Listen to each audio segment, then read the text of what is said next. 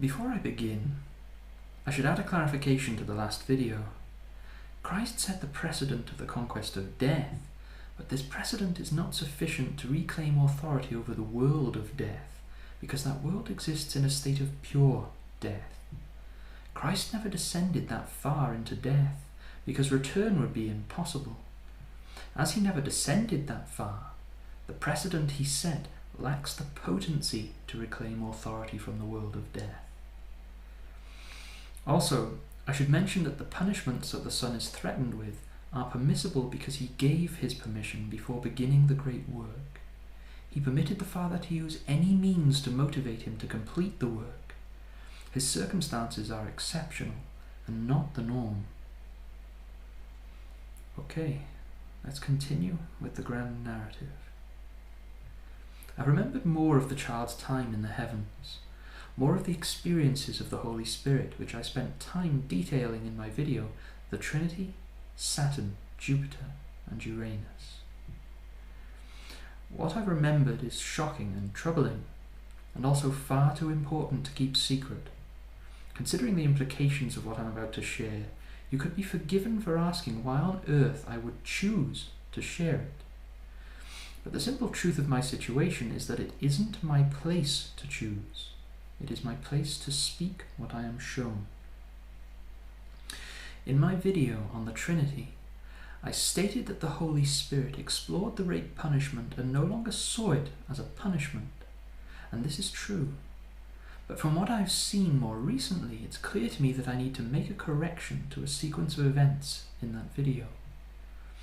I'm trying to piece the order of these events together with the aid of deduction, because putting everything together from what I see isn't easy, and sometimes I make mistakes, as I've stated before.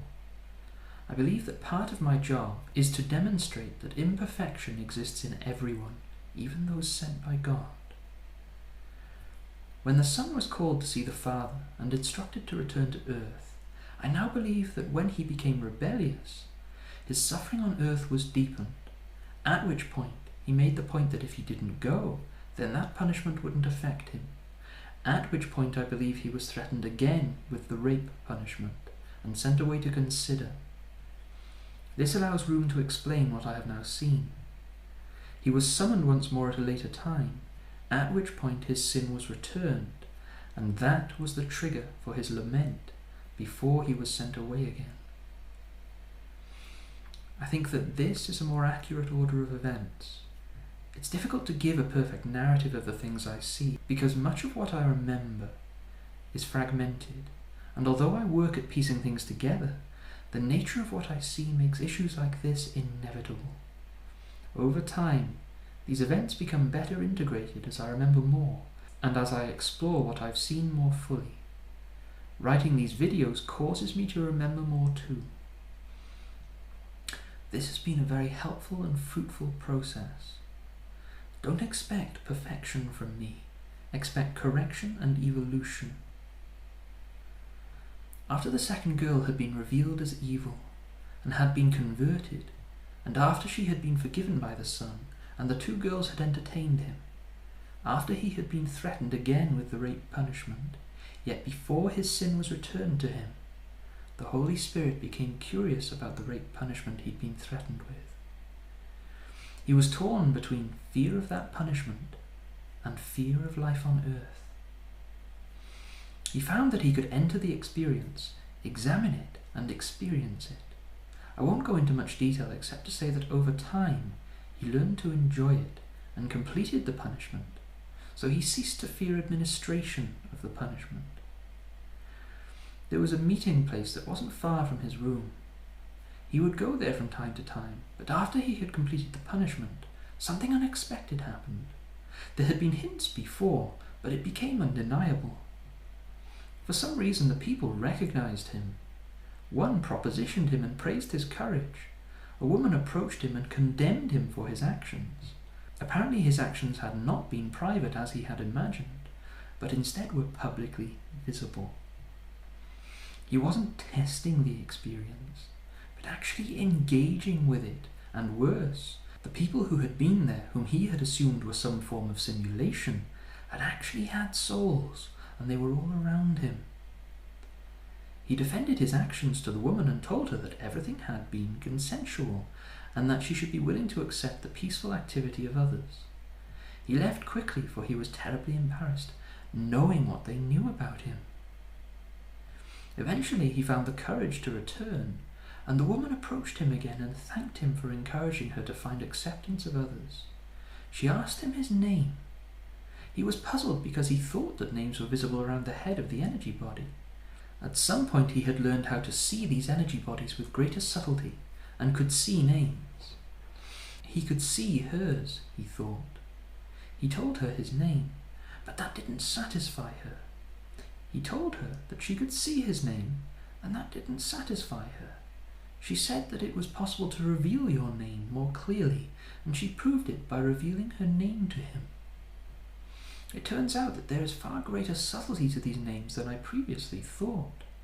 Only minimal information is revealed most of the time, such as location, which gives a specific identifier for a soul, a kind of reading which tells people the location of your room. When I spoke of good people being identified by their names before, it seems that this is what identified them. The child must have spoken his name rather than truly revealing his name when he was being betrayed in the events I discussed in my video, the Trinity, Saturn, Jupiter, and Uranus.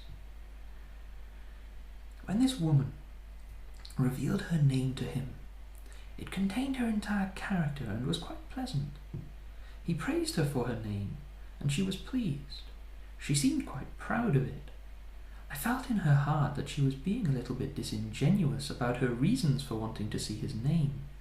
There were some parts that weren't very nice in her name, and she closed it back down again before he could read those parts. I suspect that the good bits were being revealed first. I think she was secretly certain that there was no way that the child could be as good as her, considering his behavior.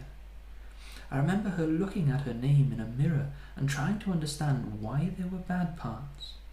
She chose to hide these truths about herself from others.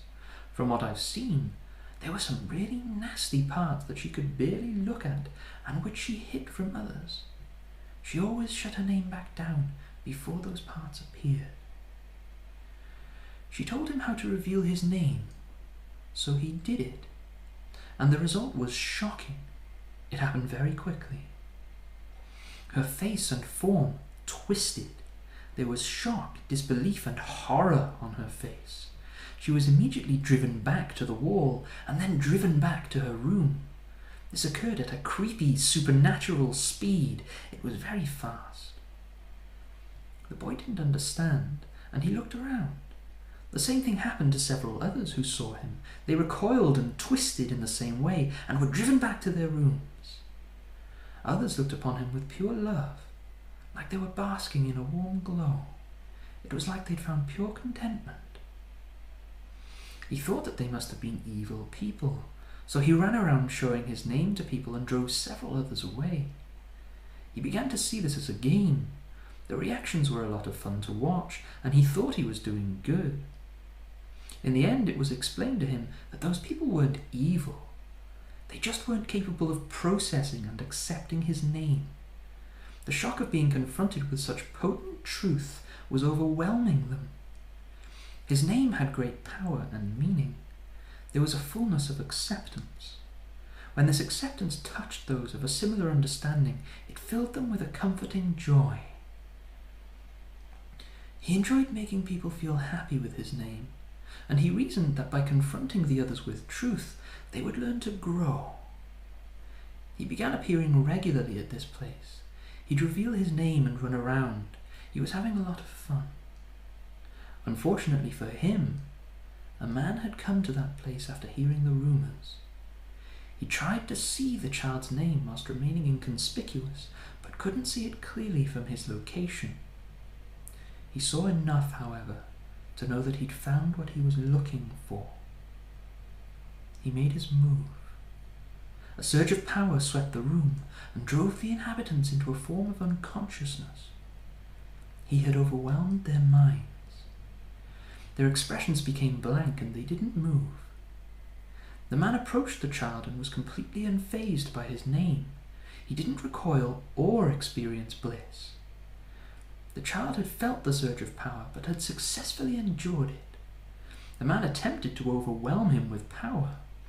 The boy responded with power of his own, but the man endured it. They were in a contest of power and authority, and continued to ramp up their attacks. They began revealing more of their names to each other to determine dominance. This became a battle of epithets. Something was revealed by the man in his name, and it caused the boy to freeze. The man had a greater name than the Holy Spirit. He had won the contest. The boy held back part of his name because he knew that he couldn't defeat this epithet. The boy was outraged and frightened. He couldn't move, and the man began to examine him. He noticed that part of the boy's name was being withheld, and he forced it to appear. He began to search for weaknesses in the boy's armor of light, and somehow he managed to pry a gap in this armor. This should not have been possible. Something terrible was happening. That's when intervention came. Another man had been watching the scene. He had been sent in anticipation of the attack. He had been feigning unconsciousness like the others.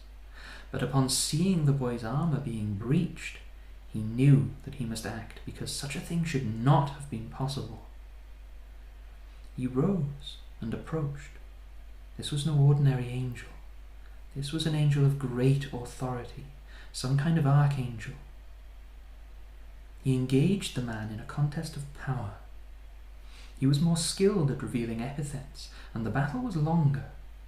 But he too was defeated. He had succeeded in distracting the man, but he was also now frozen in place. The man examined him and said something like, "Yes, I've seen things like you before." He then did something to him that must have been unimaginably traumatic, because the archangel became completely dysfunctional. He had been pried open. There was unintelligible screaming, and great visible strings of words written in light were spewing from his mouth.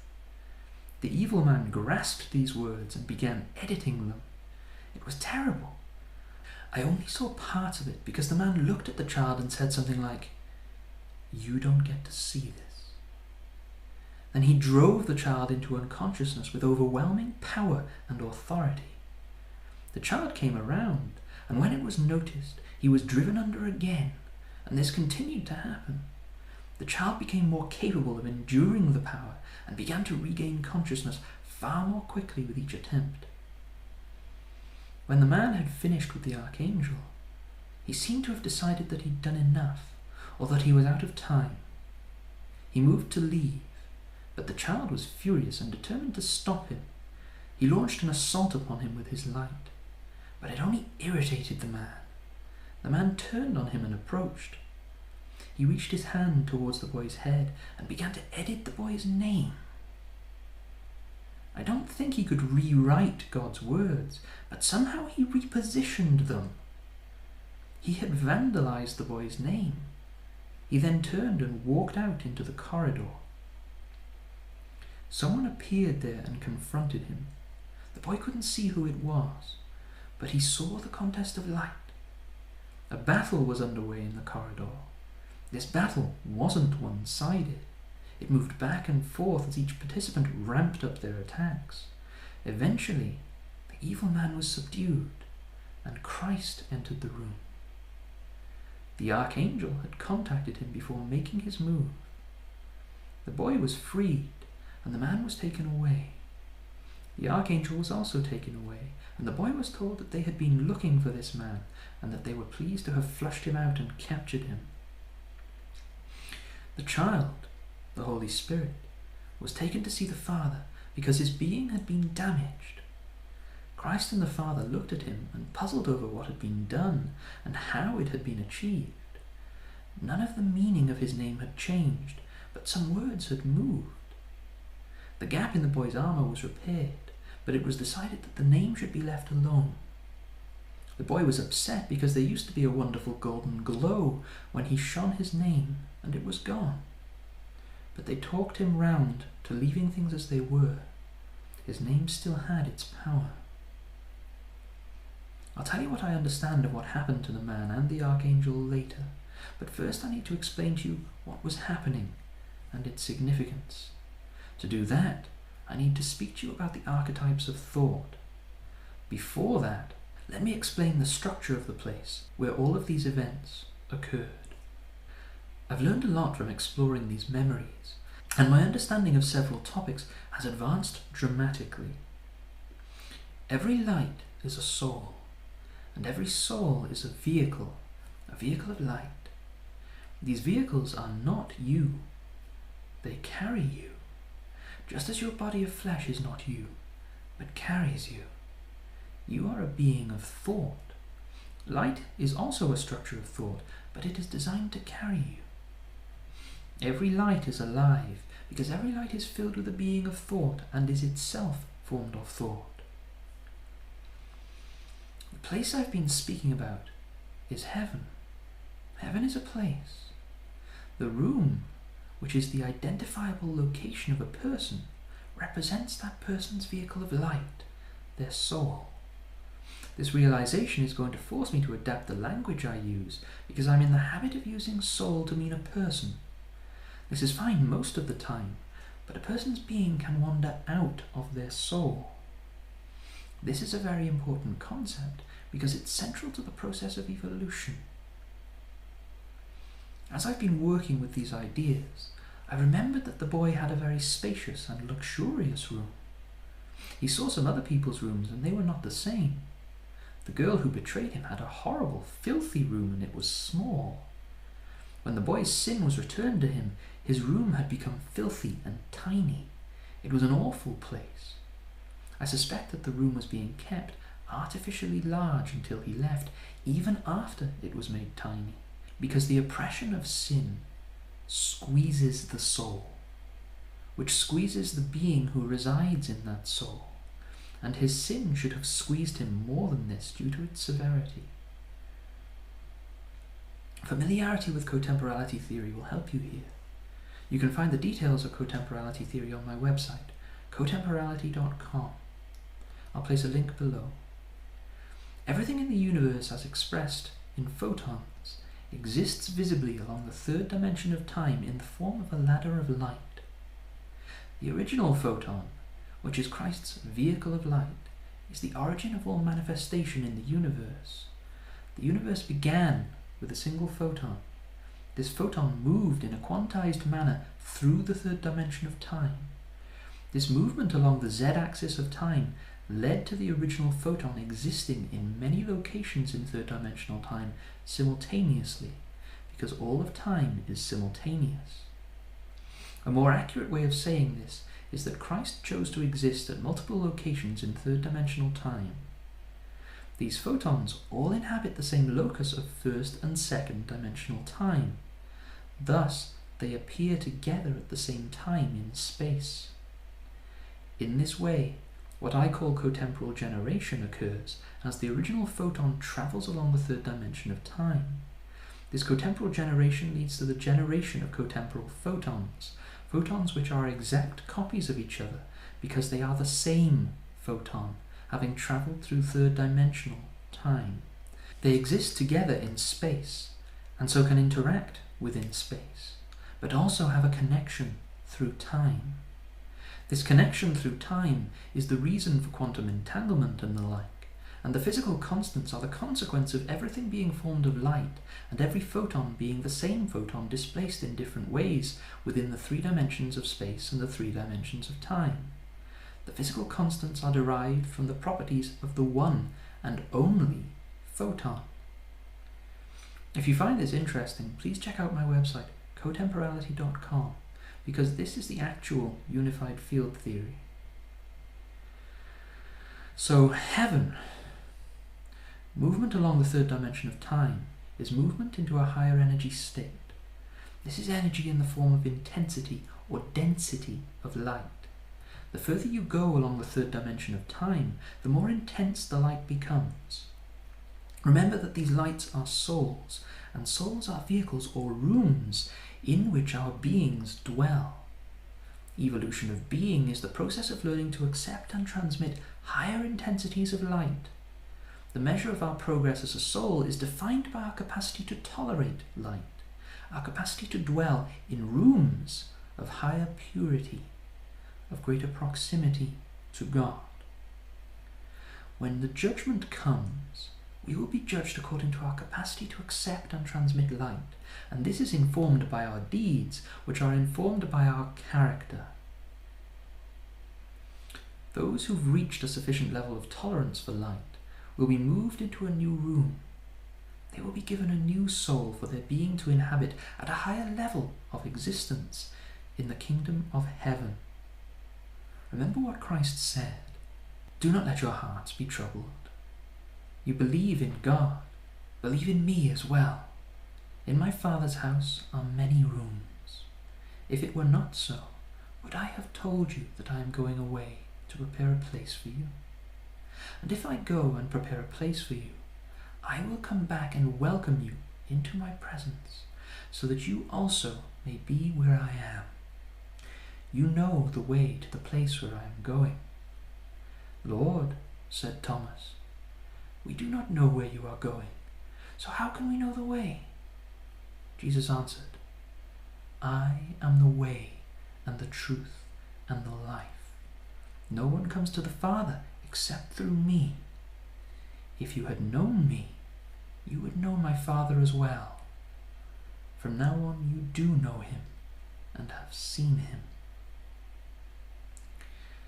Christ has gone ahead of us to cotemporally generate rooms in the kingdom of heaven. He is preparing us a place. We reach him by following his example and learning to accept his light, for he is the way and the truth and the life. Remember Jacob's ladder. Jacob's ladder is a representation of heaven itself and the process of evolution towards God. Heaven is structured as a great ladder along the third dimension of time. Jacob also called the place where he saw this Bethel, meaning house of God. This is because he had seen the house of God. Each rung on the ladder is a room in the house of God, a soul where a being dwells. This great ladder contains every existing thing, and Christ is the tip of the cotemporal spear, leading us upwards towards the truth of the Father. With this being the case, then it's fair to say that Jacob's ladder also represents the earth and is symbolic of spiritual evolution towards God. So then, on to the archetypes of thought. In the Law of One material, towards the end, they began to explore the concept of the archetypes of thought. The notion was that there is a set number of archetypal thoughts, from which all of human thought is derived. These archetypes were identified with the 22 arcanum of the tarot. A specific set was used, which had an Egyptian theme, and was deemed to have minimal distortion from the truth. You can find this set in Book 4 of the Law of One, which is also freely available online. I'll leave relevant links below. Think of these archetypes as the genesis memes of all human thought, the original memes. Anyone who fully understands the nuances of these archetypes and the subtleties of their interactions understands all possible human thought. It's possible then to map the geography of human thought. It's possible to map all possible human thought, a worthy legacy for anyone with the appropriate skill set.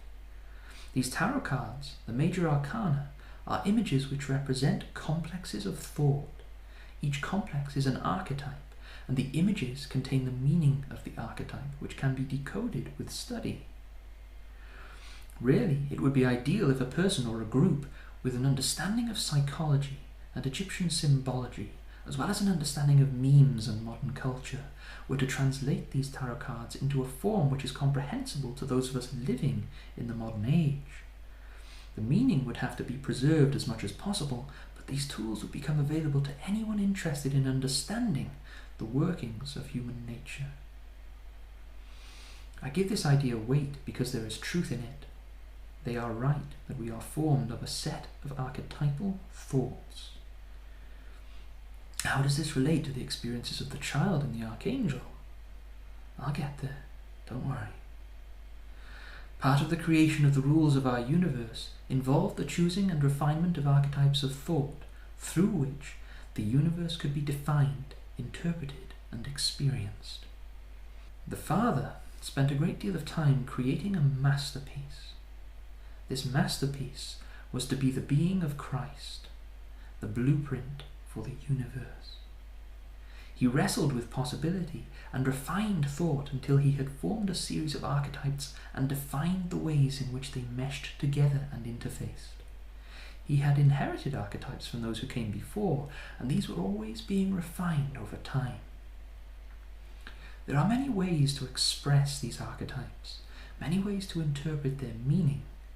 The character of Christ is the character of the Father, and when he was placed within this being, the archetypes were interpreted and expressed according to the truth. The archetypes of thought had been merged into a construct of thought. They had been integrated together by the Father. This construct had an outer shell.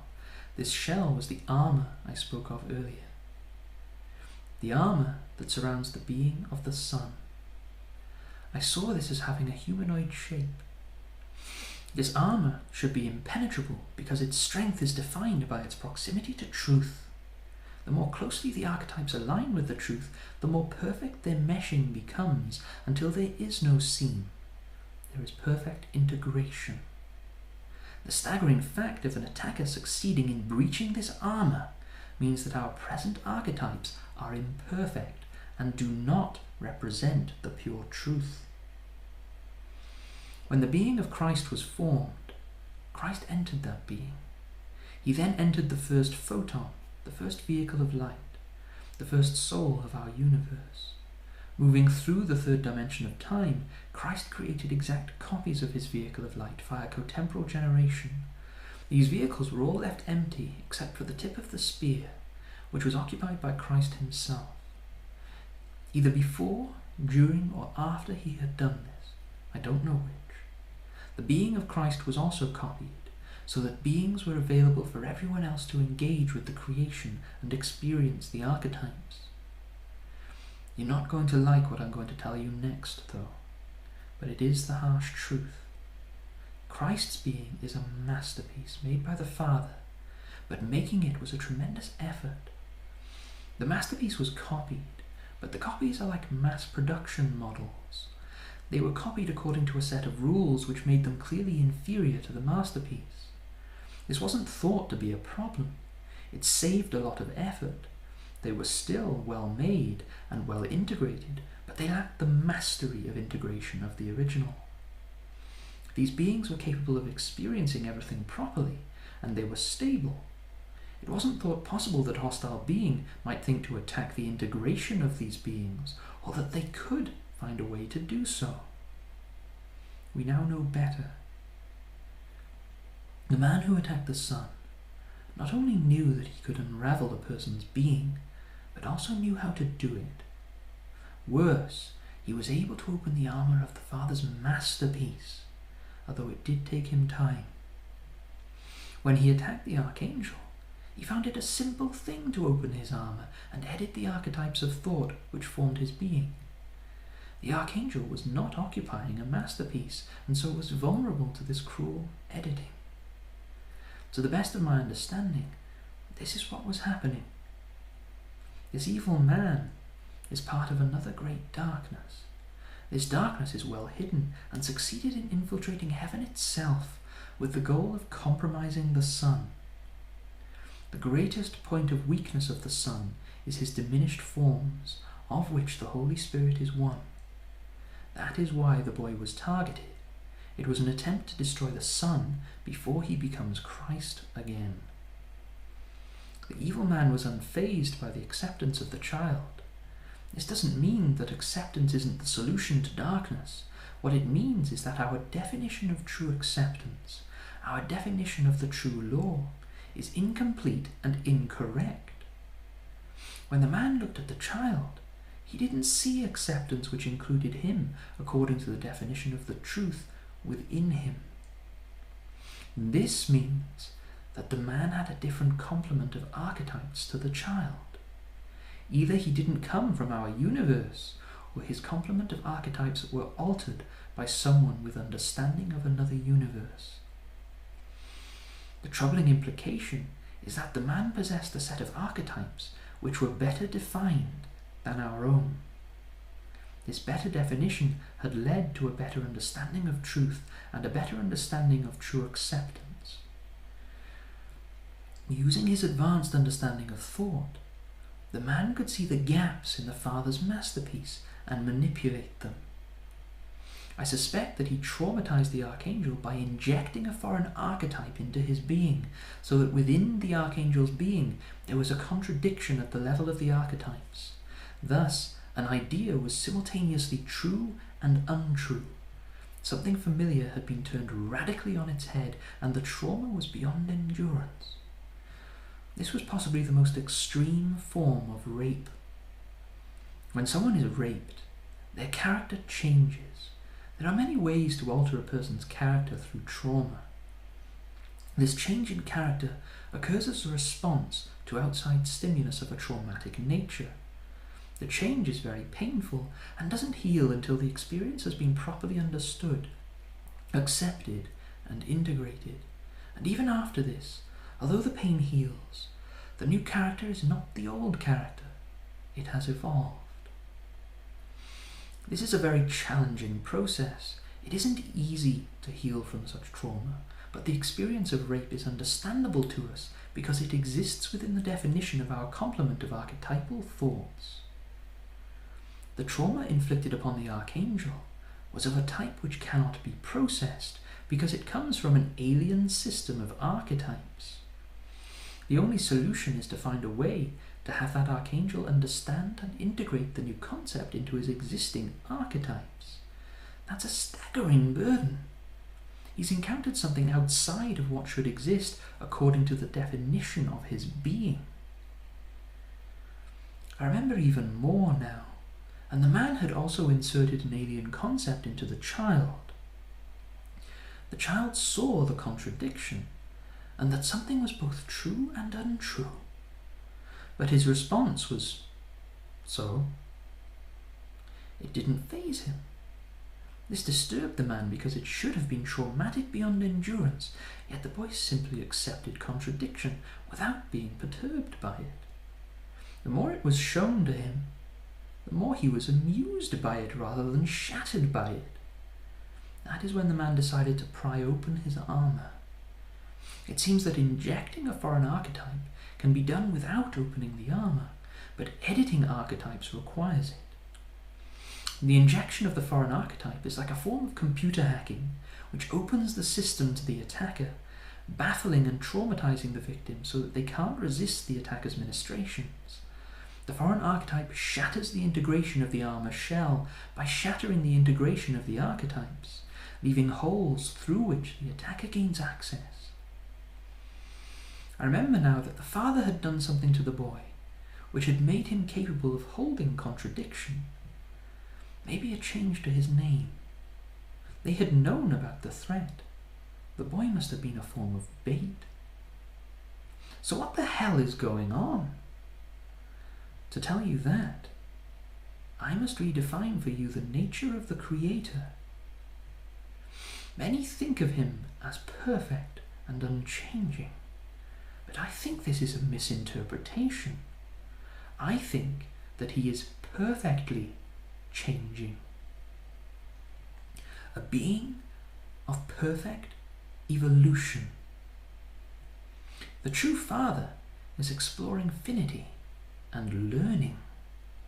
Perfection isn't a fixed, steady state, a stationary place, but is in fact mastery of the process of growth. The true Father is experimenting with concepts and constantly refining them in search of truth without contradiction. I've said before that he cannot be a hypocrite, and I now know that this is wrong, because we are part of him, we are made of him, and we are full of contradiction and hypocrisy. Existence, the ever-evolving universes, they strive towards the perfection of truth. God is engaging in a constant process of refinement of thought, in a great quest to end hypocrisy within his own mind.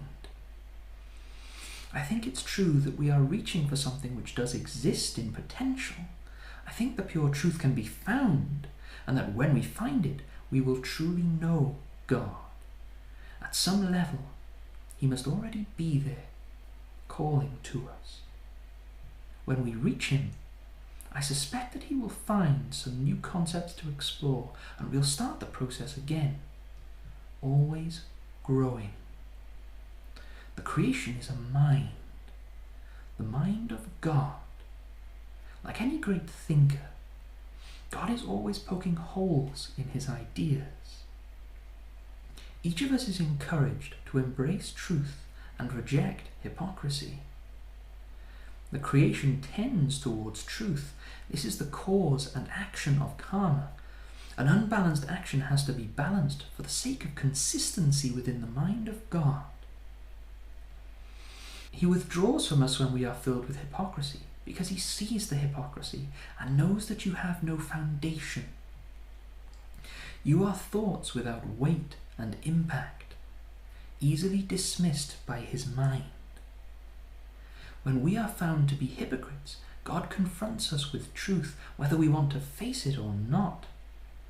On earth, we have been given plenty of time to embrace the truth, and in the judgment, none of us will have the right to complain if we remain full of hypocrisy. Faith comes when we process hypocrisy and are filled with truth. Faith, in the true sense, is a state of living in the truth. Those who are filled with truth have a firm foundation. They are thoughts with weight and impact in the mind of God. Jesus said, "For truly I tell you, if you have faith the size of a mustard seed, you can say to this mountain, 'Move from here to there,' and it will move. Nothing will be impossible for you." The mustard seed knows the truth, and it grows according to its nature. This is great faith. Those who have weight in the mind of God are those who are growing according to their nature as given by God. With enough faith, our minds can move mountains, because God's mind will give weight and priority to our will. God himself seeks perfection of the nature of and relationships between finite things. We can help him with this. The attacker who came for the boy most likely possessed knowledge from the future. All of time is simultaneous. Changes to the archetypes and new archetypes all exist in potential, waiting to be found, so that they can become expressed. Somewhere in the future they are expressed, and somehow they became known to him. Someone is trying to eliminate the Son before he becomes established as Christ. The true Father had become aware of good being overtaken by evil where it shouldn't have done so. He looked at what was happening and didn't understand, because the names given to the good should have been sufficient to triumph over the evil. Some darkness had been editing events using archetypes from the future so as to eliminate the great light in its infancy. They've been making subtle changes to true names so as to alter events in a manner that goes unnoticed. The true Father noticed the subtle changes, and that is probably why our Father in Christ expected an attack. By ambushing the attacker, we now have him in our possession and can work to uncover his secrets. In the end, Christ had to reveal the secret at the end of his name in order to fully subdue him, but he was subdued, and we have been studying him. Obviously, this isn't an easy thing to do, but a way was found. The man has been held in a simulation. He thinks he is free, that the Lord has been watching him and learning his secrets. The Father sees all, including secret codes and names. The difficult part was Christ having to find the faith to transmit messages which his archetypes can't process, but Christ has great faith. Think about it. What's the most secure way to communicate when you invade a universe this way? You use foreign archetypes to transmit messages so that no one else can understand them. No doubt the Father and the Son have been learning a great deal about this new enemy and their advancements in thought. Our enemy has brought us new tools of thought, and we can use these tools to advance the light. We also know about the importance of creating well-integrated beings so that everyone is given maximum protection from this new threat. The Archangel himself also is a source of new knowledge. I suspect he has recovered already. I believe it has been decided that everyone will receive upgraded beings and armor so that attacks become more difficult. This new darkness is separate from the darkness of the Gorgon and Satan. I believe that there are also other sources of darkness. I've been learning a great deal. These new attackers can edit our personalities. All they need to do is get you along. The one that attacked the child was almost too much for Christ himself to subdue, so the power behind them is staggering. There is also the war over epithets. Epithets are like declarations in the mind of God. The attacker had some awful epithets of great power, and I suspect that this darkness is both creating and stealing epithets. Some of these epithets can exist only once, such as King of Kings and Lord of Lords. There can only be one of those. These epithets carry a power in the mind of God and can be used to determine authority beyond a simple contest of light. If one person has the epithet thief and another is King of Thieves, then the King of Thieves is able to freeze the thief in place through this authority. Yet the King of Thieves is subject to the King of Kings. Once you manage to process the impact of an epithet, it loses its power over you. But the time it takes to do so is time when you are vulnerable, and if something is so overwhelming that you can't process it, then you are helpless. Epithets should be kept secret. Don't reveal your true name unless you trust the recipient absolutely, and even then, you probably shouldn't. I think that the great war between the light and the dark will also be a war over the collection of epithets. I think that epithets can be given and taken. I saw these new attackers, this new darkness, infiltrate the darkness on earth. It was easy for them, and I believe that Satan himself has been compromised. His insistence on hiding his face made him the perfect target, because no one can see the changes that have been made to him. He had many powerful epithets, such as Father of Lies. These were made with the authority of God during the time of confusion. I don't think they can change the writing of God, but I believe that they can strip writing from your being by undoing the bindings which integrate the epithet into your being. I saw Satan held in place, and valuable epithets removed from him. I saw him being mocked and his name vandalized so that it brought him shame. I saw this truth hidden from his servants because he has always hidden his face. I saw his being get edited such that he couldn't reveal what had happened, and he was left in a form of cruel autopilot, continuing the actions from before, remaining hidden and unable to reach for help. Part of me hopes that this wasn't true because it was very cruel. Yet I saw it. The hollowing of Satan. Has it come to pass, or is it yet to come? I wonder. The Son must once again become the Christ, so that great precedents can be set, and the light can surge forth. We are in an arms race with the darkness, a race for the truth. Our quest is to advance the archetypes of thought and grow closer to the Father, dwelling ever more in the truth. Advancing in the truth will improve the integration of our beings and protect us from the darkness. I also wonder if the archetypes injected by our enemies could be formed of convincing lies. If they now have the epithet Father of Lies, this could well be used to create convincing false archetypes capable of tricking people into trauma. We must advance the definition of acceptance so that more of the darkness becomes light as it finds itself integrated and accepted by a greater truth. Eventually, we must integrate all darkness into the ultimate truth of God, the end of all rejection, the end of all hypocrisy, a light of truth that everyone can accept. Things are pretty intense out there, and I feel that it's my duty to share what I see. So there, it's done. All the best.